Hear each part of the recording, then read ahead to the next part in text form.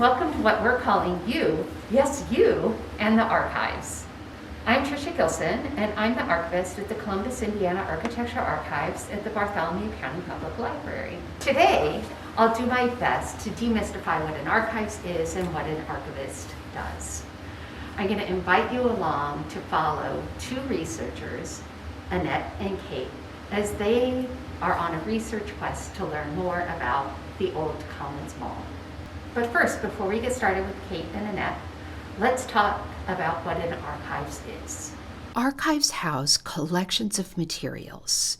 So we don't focus on an individual item like a letter, but we focus on the letters and all of the materials around it. So some of the materials you might find in an archive are letters, documents, photographs, slides, films, audio recordings, drawings, and in the case of architectural archives, material samples and architectural models.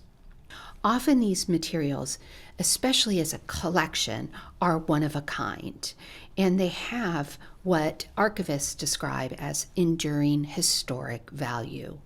Their meaning and their value come from the bigger context, from their position within a particular collection. As archivists, we work to keep those collections intact for future generations. That's one of the reasons why archives don't lend materials, and it's also one of the reasons why you have to come visit us, either virtually or in person, and use the materials that way.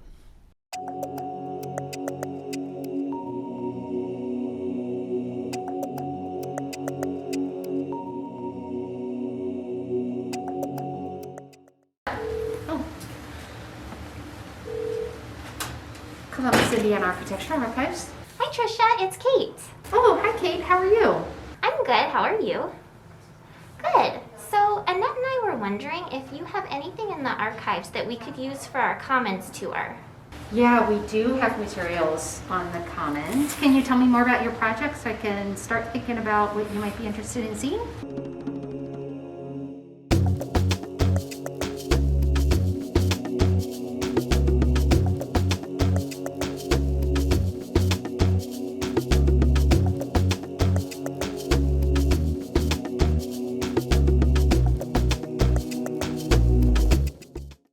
Once our interview is finished and I understand more about your project, I check our catalog and our inventories to see what materials we have and where they're located.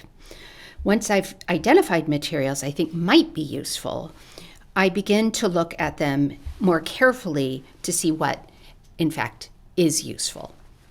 In preparation for your scheduled visit, I pull materials from the archives and get them ready to view. This process can take 5 minutes, and sometimes it can take a week or more, depending on what you're interested in seeing. So for your visit, we always ask that you make an appointment before you come to see us. That way, I'm ready for you, and you're ready for me. Annette and Kate had asked to see drawings. And once they saw them, they realized that they really wouldn't translate for use in a video. So although we had high expectations and high hopes that these would be valuable materials for them, it turned out in this case, they didn't have so much use.